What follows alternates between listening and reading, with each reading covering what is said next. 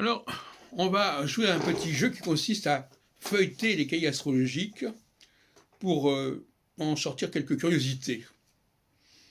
Alors, par exemple, André Barbeau, en novembre-décembre 58, c'est la grande époque du retour de De Gaulle, dans un article où va la France et le monde, eh bien, contrairement à ce que je disais, à l'époque en question, Barbeau s'intéresse beaucoup au transit. Et son argumentation sur De Gaulle s'appuie sur les transits. Alors, je lis, page 274.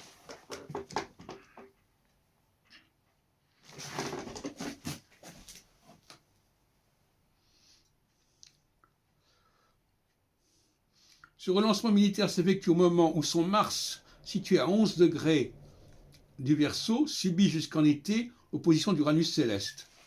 Bon. Donc, effectivement, à cette époque-là, Barbeau acceptait les transits. Il faut faire très attention avec André Barbeau parce que tout dépend des périodes. C'est un peu comme Picasso, il a eu des périodes. Par la suite, il ne s'est pas du tout intéressé au transit. Mais là, en 58, il s'intéresse au transit. Il regarde dans le thème natal quels sont les points du thème natal de De Gaulle qui sont aspectés, etc. Bon. C'est une méthodologie classe traditionnelle. Et il faut faire très attention de ne pas généraliser à propos d'André Barbeau, parce qu'il dit tout à peu près et le contraire de tout, selon les périodes. Et là, en l'occurrence, en 58, il est tout à fait preneur des transits sur le thème natal.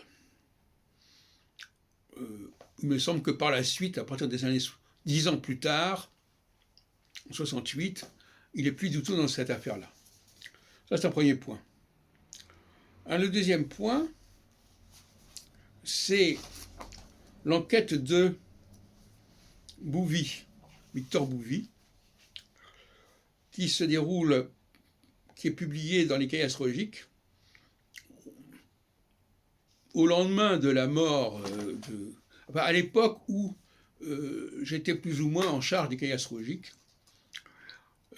Ça s'est un peu embrouillé, mais enfin, disons que dans la période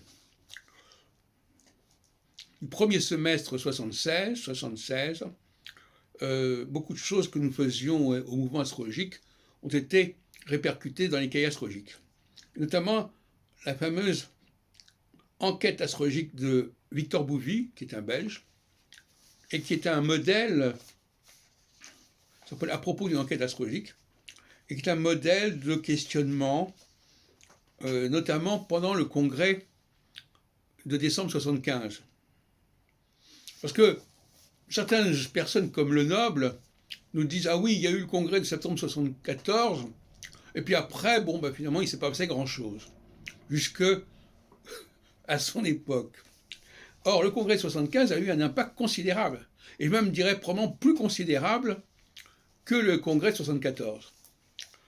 Et à preuve, cette enquête de Bouvy, que je vous conseille de lire, et qui interroge un très grand nombre de participants, dont Yves Le Noble d'ailleurs,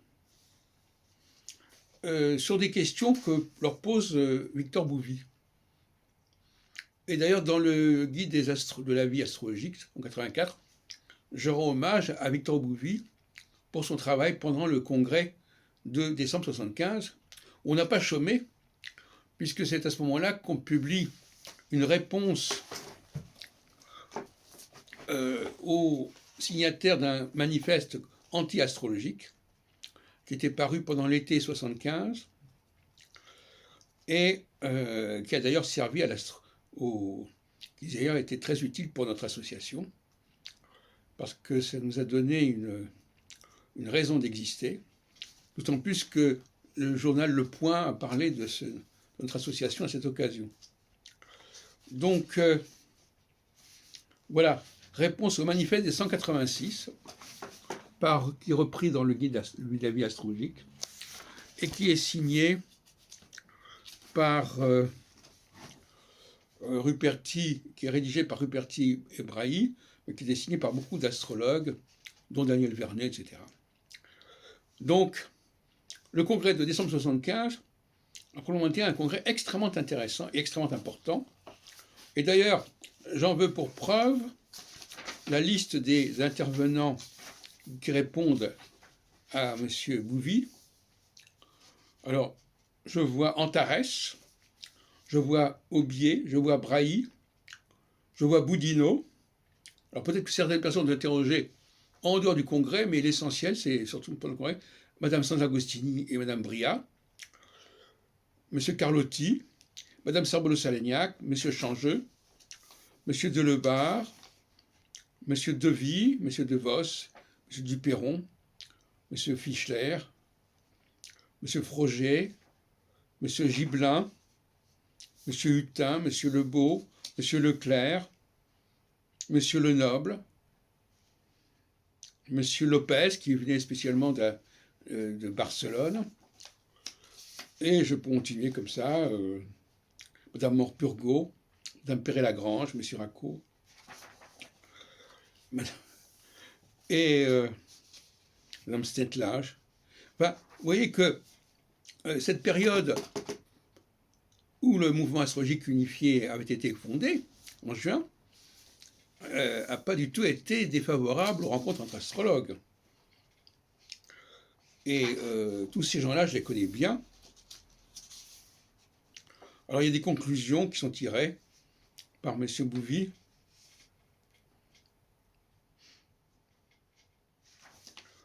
que je vous laisse découvrir. En tout cas, il faut mettre sur le... C'est une enquête qui a été conclue au mois d'août 1975.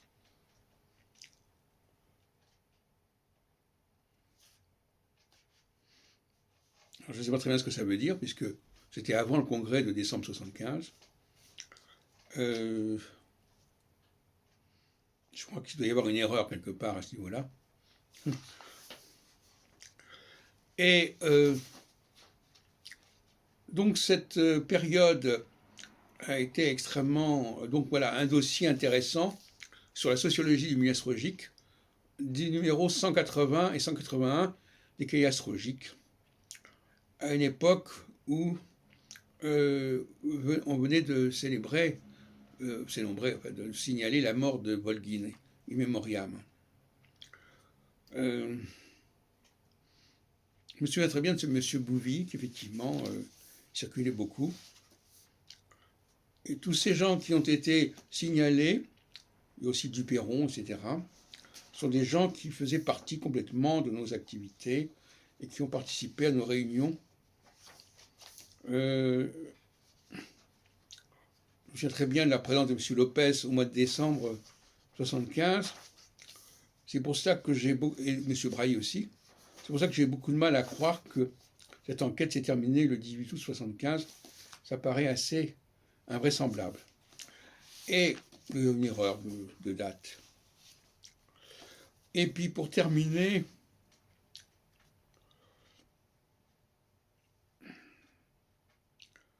je saluerai le travail de M. Prunier, qui est paru dans le numéro de janvier-février 80, et qui s'intéressait beaucoup à Nostradamus, qui apparaît comme un grand spécialiste de Nostradamus.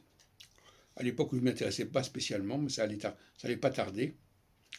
Et il fait un numéro sur Nostradamus, c'est l'année 1606. Qu'est-ce que je peux dire encore comme ça? Donc, nous avons un article de M. Lenoble, justement, à ma demande, dans le numéro de fin d'année 1975, juste au lendemain de la rencontre que j'avais eue avec Volgin, l'astrologie conditionnelle de l'élection présidentielle de mai 1974. Alors, je ne sais pas ce qu'il a dit à ce sujet, mais ce que je dis simplement, c'est que en 81, Lenoble fait appel à l'astrologie conditionnelle. Il raconte qu'il a été avec Jean-Pierre Nicolas à Zurich et qu'à la veille des élections de 81, Nicolas lui a dit que Mitterrand allait gagner. Alors ça l'a beaucoup impressionné quelques jours avant. Je ne vois pas en quoi c'est un argument que quelqu'un vous ait dit quelque chose comme ça. Enfin, passons. Il faut faire très attention à ces arguments comme ça. Il a dit ceci, il a dit cela. Hein, bon. Ah oui, il a déclaré que ceci, que cela. Bon, alors on peut dire beaucoup de bêtises dans ces périodes-là. Et de toute manière, c'est un peu la loterie, parce que je ne crois pas qu'on puisse, par l'astrologie, prévoir qu'un tel va gagner contre un autre, alors qu'il y aura quelques centaines de milliers de voix de différence sur plusieurs millions. Moi, ça me paraît extrêmement problématique.